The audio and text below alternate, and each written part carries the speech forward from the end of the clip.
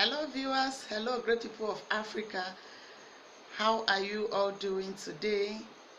Good morning, good afternoon, good evening. I'm greeting you depending on the time you're seeing this video. And if today is your first time of seeing my video, my name is Blessing and this is our channel. In this channel we discuss culture and tradition. We promote culture and tradition. We learn from other people's culture and tradition, and we also learn to tolerate people from wherever they are coming from, and we also share our experience with different people. In one way or the other, whether we believe it or not, our culture has affected our behavior, has affected the way we relate with people.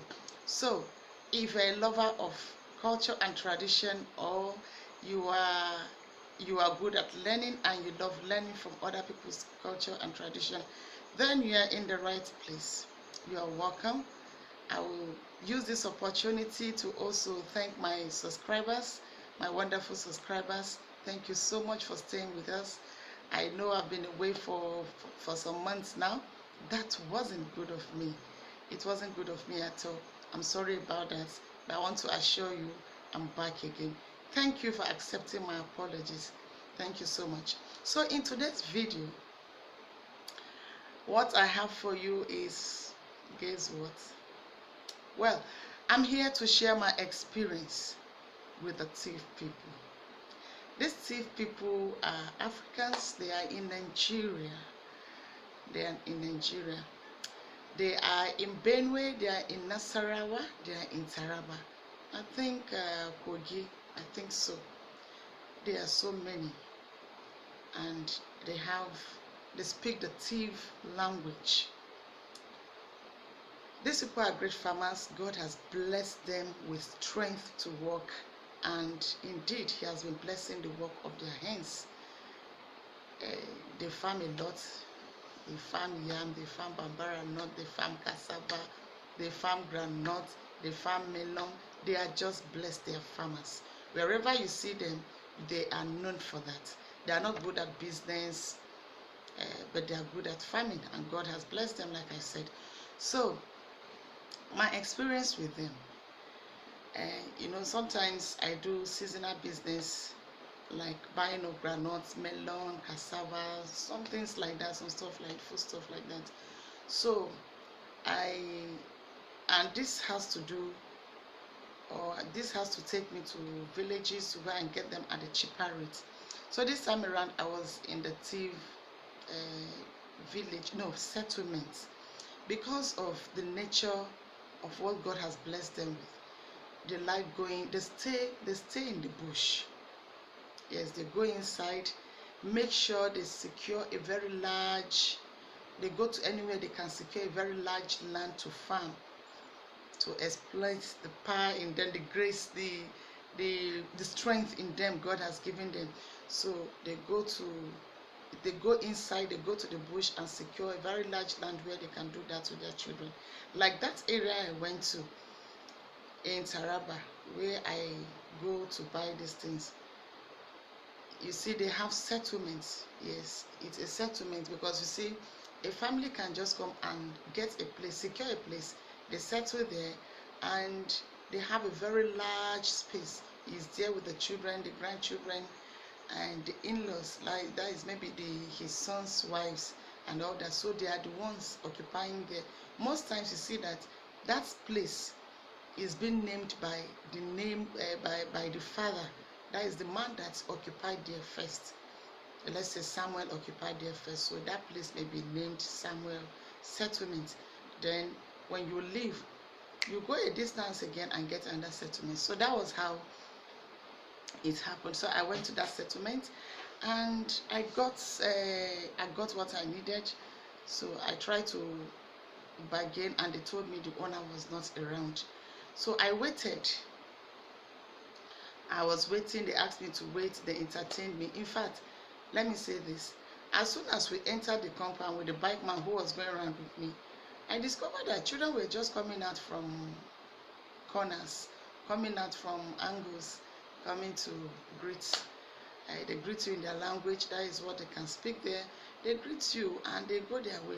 Although they don't have the culture of squatting, they don't have the culture of prostrating, but they recognize you coming and they appreciate you.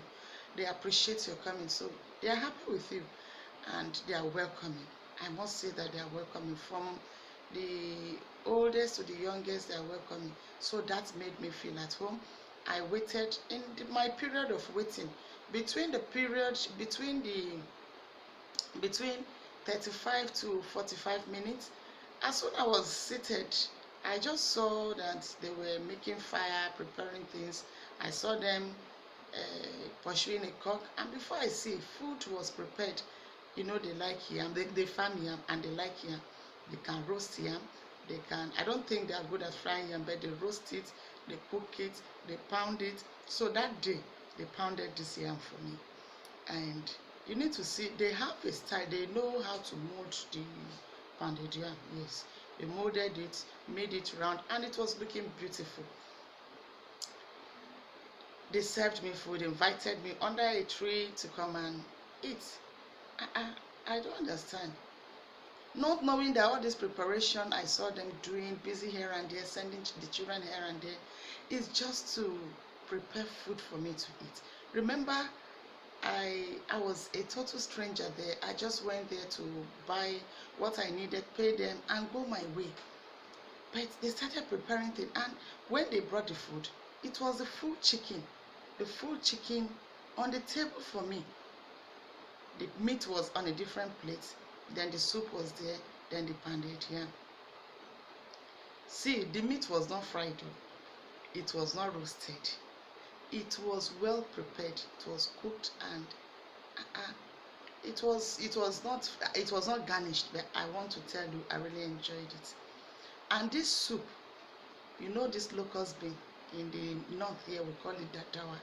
They use it to prepare that soup. And some of you be saying they cannot prepare chicken with locust bean. Ask me, I will tell you how it tastes. As I was eating that soup, I was telling myself that yes, I'm in the village. You know that village aroma, that thing that makes you tell you that you are not longer in town. That thing that tells you that this is the real one. So I was just enjoying myself. But you know, I couldn't finish the whole of it. I ate, I was tired, and I was satisfied. And I thanked them so much. They insisted I must go with it. But no, my conscience wouldn't allow me. I just came to buy something. I'll finish the whole chicken. So you know what? I didn't finish it. I appreciated them. They were also happy. And I was about finishing it when the person came, the owner of the goods, and it was nice doing business with them. I bought what I needed. I left. So I went to the next settlement, another settlement rather, not the next settlement, another settlement, to get more of what I wanted to buy. I went there, though these ones I met them cooking, and before I realized I was already included. Unlike some of us where we came from, some of us, we measure our food before cooking, so that if any visitor comes, the person is not included, so he cannot eat the food. The thief man is not like that. The thief man is not like that. The thief man will cook, having in mind that somebody may come. That is how they do. So I was already included, and they will not feel it because they had that in mind that anyone could come. So they were not just preparing food for themselves alone. They will keep and reserve, not for them to eat again, but for anyone who will come. So I was served again. I said, no, this will be too much. If I do this, I will cause trouble to myself. So I insisted I would not eat. They were not happy with me. They were not even concerned about me buying those things. They wanted me to eat first so that I can have strength to bargain for what I needed. But you know what? I have to call, because they were not happy with me. The thief man believes that if you have good intention coming to his house for whatsoever reason, if he serves you food, you should eat. The thief man derives joy when he serves you food and you eat. The thief man sees it as a pride that he gives somebody food to eat, not like being proud that going about telling people no. But it just gives him joy. Their culture has taught them to do so. So I have to call the bike man to stand as a witness, and he witnessed that we've just eaten, but the thief man wouldn't allow you go like that. As I was able to buy what I needed, when I was leaving, you know what? They still parcel meat for us. No, the bike man picked meat at least, and he just tried to eat the food a bit. He's from there, so he knows how they do. But for my own, they have to parcel some chunk of meat for me to go with. So as I was going, I was telling the bike man, I said, these people, I say, your people, they are wonderful.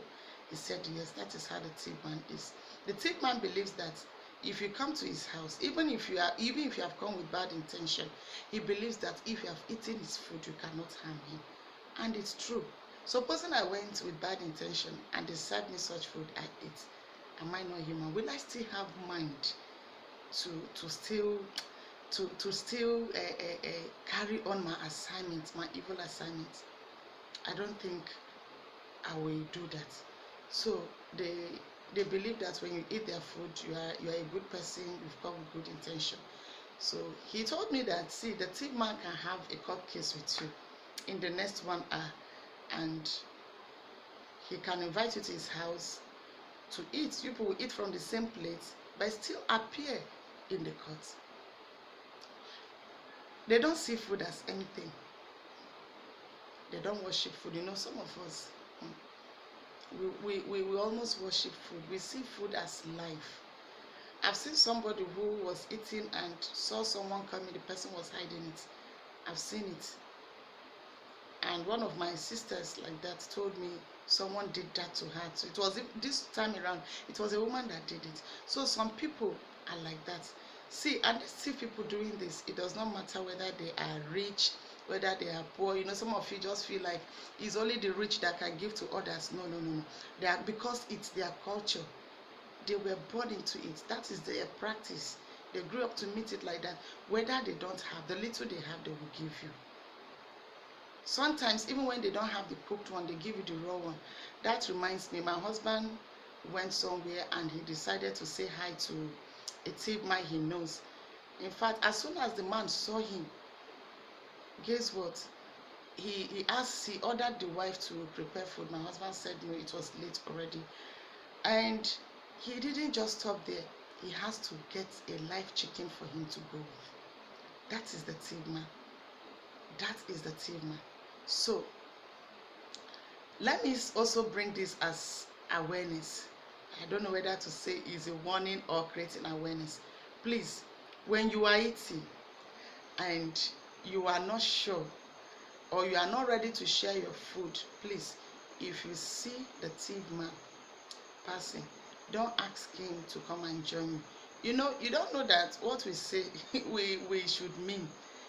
You are eating and you just see people passing, say, come and join me. You know, the normal thing now is, oh, thank you very much. Even when you're hungry, the thief man will not do that. The thief man will just wash his hand and join you, except if he's not hungry. He will join you, and there's nothing to him. So if you don't mean it, please don't call it thief man. He will join you, because whenever he says, come and join him, he means what he's saying. He's serious about what he is saying. Come and join him. You can go and join. You can go and wash your hand and join him. It doesn't matter whether you know him or you doesn't know him. So when you call them, it doesn't matter whether they know you or not. Food is nothing to them. That is how they see food. That is how they are brought up. So if you find this video interesting, this is just my experience, and I will have the part 2 in my next video.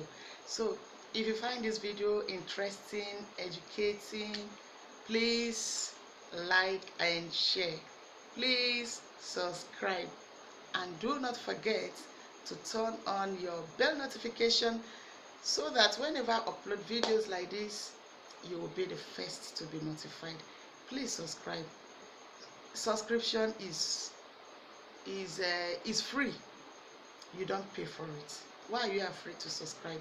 Subscribe, encourage me, and promote this channel as we get to know people behavior, people's culture from different places. Appreciate, respect, tolerate them, and also learn from there. Thank you. Until I meet you on my next video. Bye.